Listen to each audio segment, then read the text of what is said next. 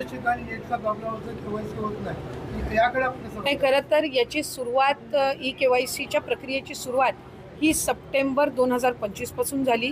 पहिली मुदत ही नोव्हेंबरपर्यंत दिली होती. त्याच्यानंतर 31 डिसेंबरपर्यंत त्या मुदतीमध्ये वाढ करण्यात आली.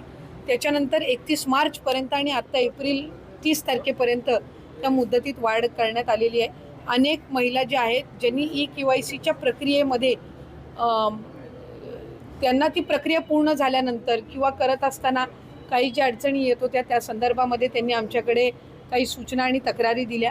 त्यानुसार ही मुदतवाढ ही देण्यात आलेली आहे. अनेक महिला लाभार्थी ह्या त्या मुदतीचा दिलेल्या मुदतीमध्ये ती दुरुस्ती करून ते सबमिट करत आहेत. साधारणपणे 30 एप्रिलपर्यंत त्या संदर्भातला अंतिम जो डेटा आहे हा आपल्यापर्यंत समोर येईल.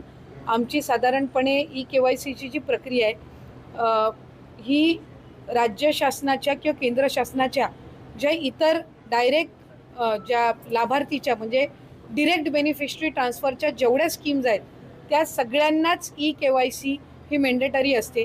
त्यानुसार ही प्रक्रिया ही सुरू आहे आणि त्याच्या अंतिममध्ये अधिकाधिक ज्या लाभार्थी आहेत त्यांना लाभ हा या योजनेच्या अंतर्गत सुरू राहील. परंतु काही ठिकाणी नेटचा प्रभाव असल्यामुळे त्यांचं केवायसी होत नाही. त्याच्याकडे एप्रिल नाही आता नाही 30 एप्रिलपर्यंत आता दिलेली आहे.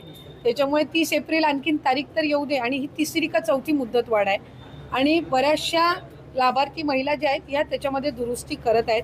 आणखीन जवळपास 15-20 दिवसाचा कालावधी म्हणजे 30 एप्रिलपर्यंतचा हा त्यांच्याकडे आहे. त्याच्यामुळे त्याच्यामध्ये त्या ई-केवायसीच्या याच्यामध्ये त्यांनी चुकीचे ऑप्शन काही निवडून त्यांना लाभ जर बंद झाला असेल तर ती दुरुस्त त्यांना करता येत असतं. आणि आम्ही त्याच्यामध्ये आणखीन पोर्टल स्वतंत्र उपलब्ध करून दिलेला आहे. त्या पोर्टलचा जर त्यांनी वापर केला तर मला खात्री आहे की बऱ्यापैकी सुरळीत केलेली ही प्रक्रिया ही विभागाच्या माध्यमातून लाभार्थ्यांसाठी उपलब्ध करण्यात आलेली आहे.